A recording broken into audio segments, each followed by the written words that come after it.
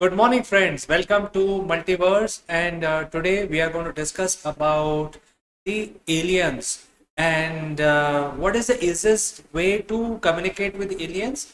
Is it something that we can do using our technology? And have we already been contacted by aliens? We will be discussing in today's session more so about the signal that we have received from outer space, which is now known as the wow signal. So I'll be back with more details after a very small break. Don't go anywhere.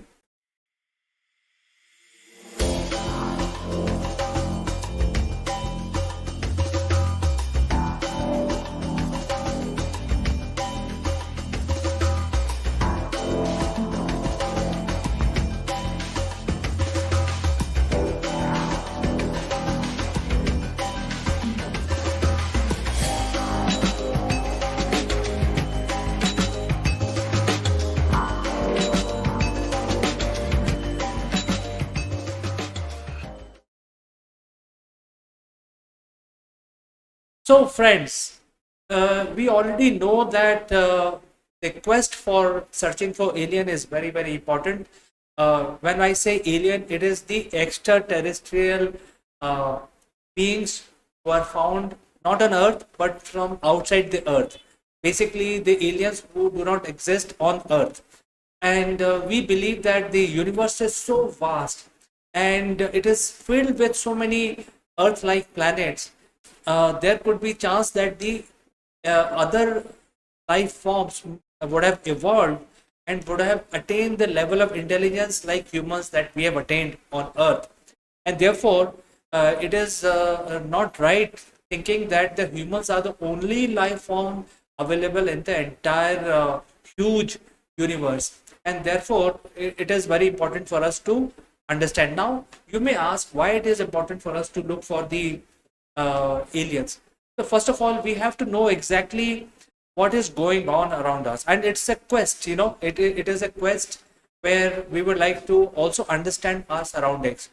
Maybe the extraterrestrials have friendly nature.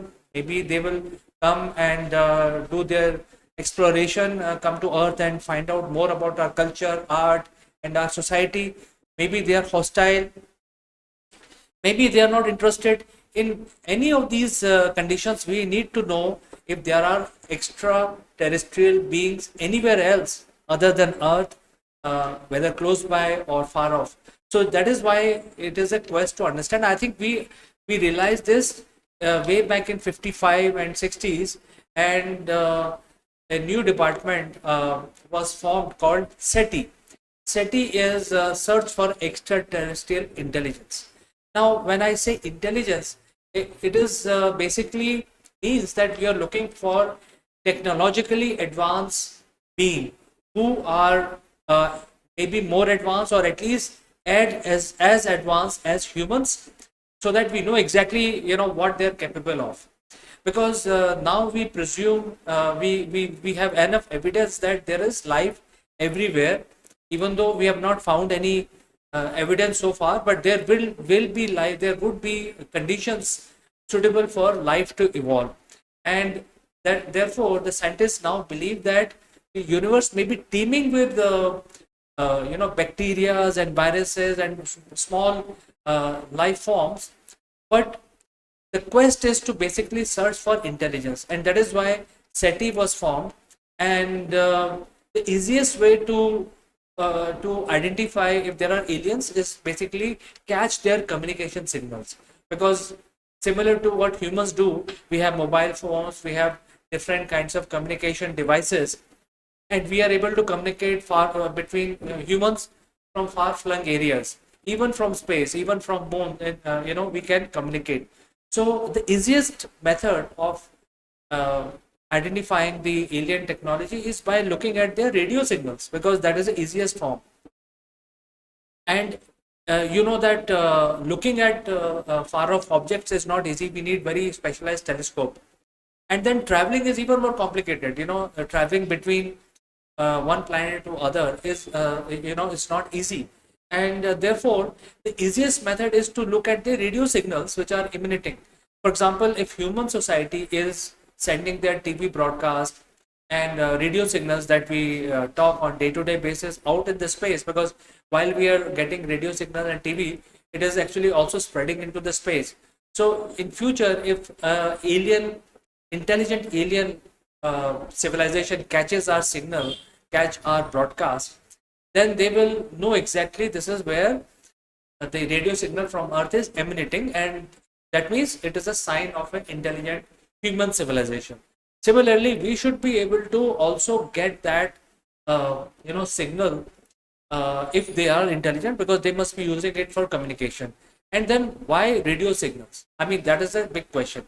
The radio signals are the natural frequencies which are generated by the objects that exist in nature.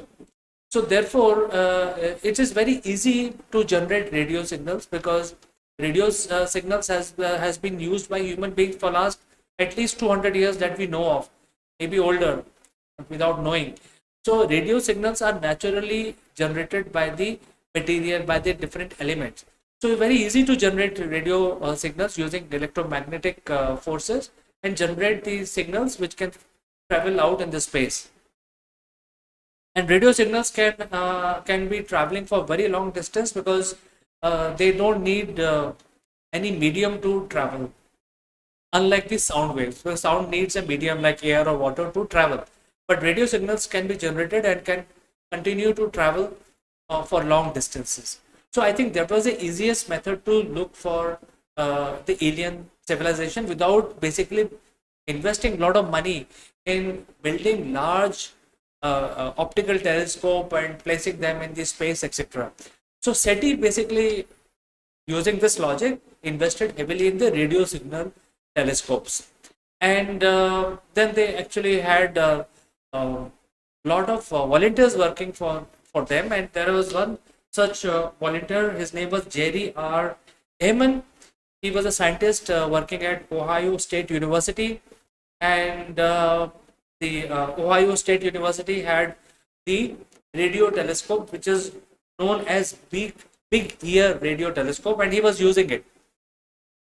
He was also working as a volunteer for SETI, and as part of the responsibility working as a volunteer was to basically examine the radio signal data and evaluate that and find out if there are anything exciting coming through the radio, if the telescope is catching some intelligent radio signals, because radio beams are coming from all sides in space, and there are different frequencies and all that.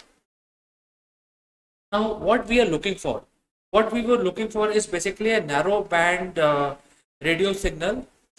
Because narrow band, why narrow band? Because to generate narrow band, you need to apply some energy, and to get that energy, you have to have some sort of intelligence built around it, so that you know exactly at this frequency we will be able to send out the signals. Now, the other thing is that Jerry R. Heyman then identified one such signal on August 15, 1977, while he was going through the data. And he found that in the radio signal space, this signal was dubbed as 6EQUJ5. And when he found this signal, this looks like a complex signal, and because everything else was in zeros and ones. So when he was examining this data, he found that this is something unique, and definitely it does not look like a simple natural radio signal, which is emanated by large celestial objects like black hole or large stars or neutron stars. So while examining, he wrote this wow next to on the paper when he found this signal, and that is why this signal has been dubbed as wow signal, because this is for the first time was in a narrow band, and it seems to have originated from the constellation of Sagittarius. And definitely after 40 years of research, we have found that this signal has definitely come from artificial sources, not from the natural occurring phenomena like neutron star or black hole mergers, etc. So definitely there is some sort of anxiety and intrigue around this signal, and that is why this is called wow signal. And the signal lasted for 72 seconds, and it was in the narrow band. That means there has to be some intelligence uh, creating this wow signal. And definitely it has, scientists have eliminated all sources, earth-based sources, or even other naturally occurring sources, and eliminated all of them, and they have confirmed that this is definitely from some extraterrestrial civilization. However, this signal was never repeated. This has not been repeated. Even though scientists have also checked their instruments very thoroughly to check any glitches or any wrong signal they would have received, but they have found none. And this is also in the range of 1420 megahertz. Why 1420 megahertz? Now I will explain that to you. Basically, as I said, that the radio signals are generated by natural elements, and if you apply certain energy to these radio waves, you can actually control them, you can fine tune them, and you can use it for your own purpose. We already know that the radio signals are playing a major role in our society in development of human race. We have internet, we have television, we have radio, and we have walkie-talkie, we have mobile phones, we have sonars. So everywhere these natural occurring frequencies are enhanced using extra energy like electricity or magnetism, and then used to generate the enhanced frequency in certain range for a meaningful communication among humans. So scientists believe that if we have to look for extraterrestrial radio signals, we should be looking at 1420 megahertz. Why 1420 megahertz? Because this is something which is generated by a natural hydrogen. So the assumption is that if there are extraterrestrial beings, intelligent beings somewhere in the galaxy, somewhere in the universe, they would be able to generate these frequencies using hydrogen, which is the easiest thing to do. Hydrogen gas generate 1420 megahertz, and it is easiest thing to do to generate these radio waves for long distance communication. So if there are extraterrestrial who are traveling across the universe, building their space stations in different solar systems, etc., they would need to communicate back with their home planet, and therefore the easiest way to generate radio signal is using the hydrogen natural frequency.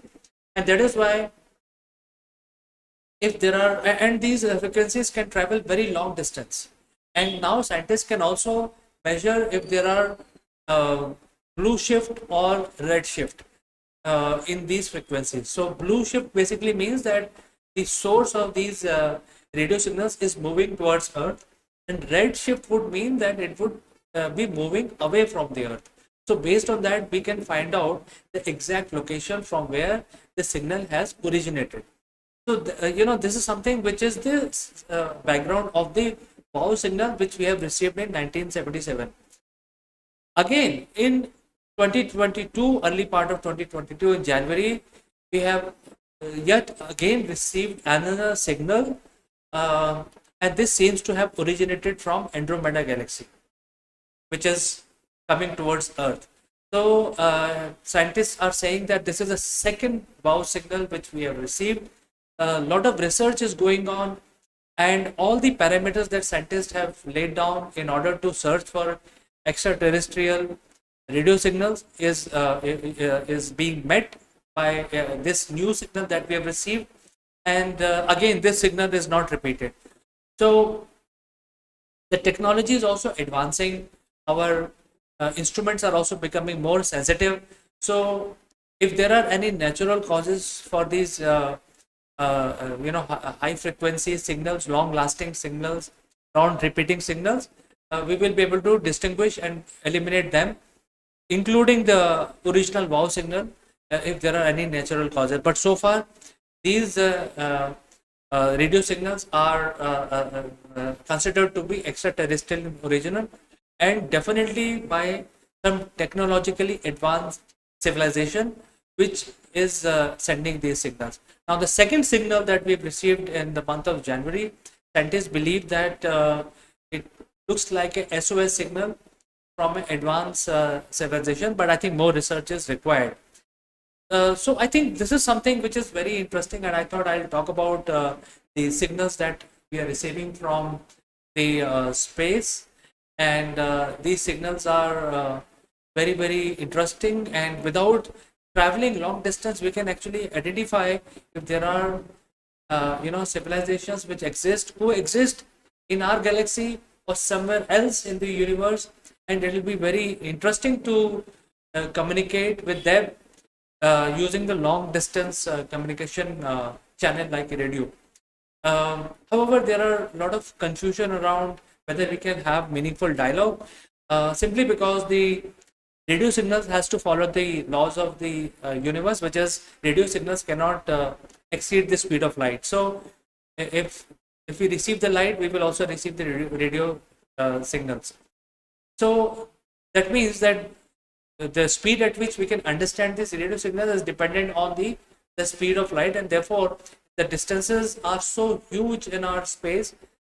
We may not know whether these signals, if they are coming from millions of light years away, those people will be still existing. So I think these are some ifs and buts in this whole theory, but I think overall this is a very exciting area. I thought I will talk about this in the multiverse. If you have any suggestions, any comments on this subject, feel free to send in your comments. And thanks for watching today's discussion.